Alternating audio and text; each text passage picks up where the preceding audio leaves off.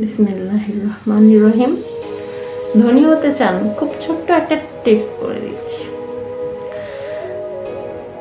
যদি আপনি বিবাহিত হয়ে থাকেন তাহলে এটি আপনার জন্য কার্যকরী।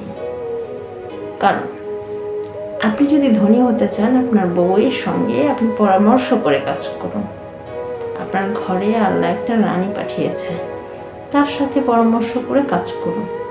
তার সুবুদ্ধি নিন, কুবুদ্ধি না। তার যেগুলো সুবুদ্ধি, যেটাতে আপনার মনে হয় যেটাতে আপনার উন্নতি হবে, এমন ধরনের বুদ্ধি তার কাছ থেকে দেন। এখানে আল্লাহ বরকত লিখে রাখছেন আপনার জন্য। এখন অনেকে বলবেন, ঘরের বউরা তো ভালো হয় না, ওদের তো খালি চাওয়ার স্বভাব, ওদের তো খালি খরচের হাত, ওরা কি বুঝে সংসার। হ্যাঁ, ওরা খরচ করবে, খরচের জন্য, সাজার জন্য, ওদের জন্য। কিন্তু সংসারী বউ আছে তো নাকি? যারা সংসার বোঝে, সংসারী বউ যারা উচ্ছন্ন না, তাদের কথা শুনতে বলা হচ্ছে। যে সংসারই বোঝে না, আপনি তার কথা কি বুঝবেন?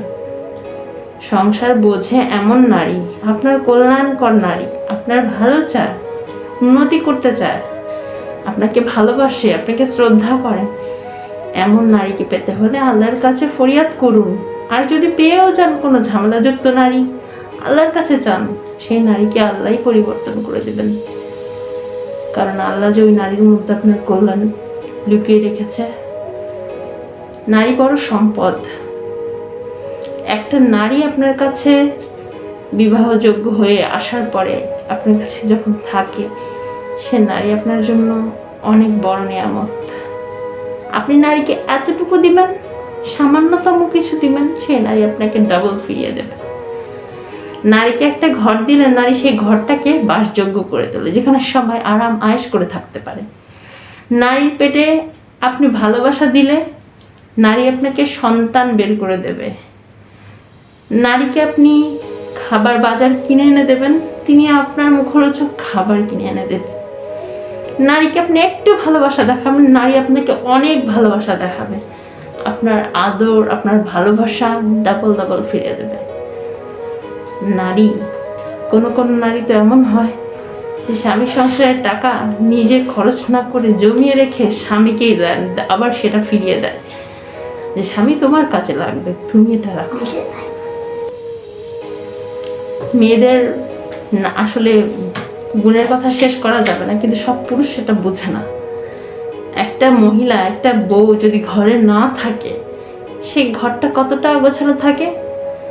একটা সন্তান আপনারা জন্ম দিয়ে কাজে ব্যস্ত থাকেন, কিন্তু সেই সন্তানকে মানুষ করতে একটা মায়ের, একটা বউয়ের কতখানি কষ্ট হয়, সেটা সেই বউ আর মাই জানে। নারীকে সম্মান করুন। নারীর ভালোবাসা যেমন সুন্দর, নারীর রাগটাও ততটা ভয়ঙ্কর। নারীকে সম্মান করুন, সুখে শান্তিতে থাকবেন। এবং নারীদের হচ্ছেন নিজের স্বামীকে, নিজের মানুষকে অতিরিক্ত সম্মান করতে হবে। পুরুষ মানুষ ভুল করতেই পারে, কিন্তু আপনিও ভুল করবেন না। পুরুষের ভুল তার হিসাব তিনি দেবেন, কিন্তু আপনি আল্লাহর কাছে সবসময় ফরিয়াদ করবেন যেন আমার পুরুষটা, আমার হাজবেন্ডটা ভালো থাকে, ভালো কাজ করেন। আপনার সকল দুঃখ আল্লাহর কাছে বলুন, আল্লাহ শুনবেন। আল্লাহ পারেন এমন কিছু নেই। কিন্তু যদি মানুষটার কাছে ঘ্যান করা যায়, মানুষটা কখনোই দেয় না। It's simple.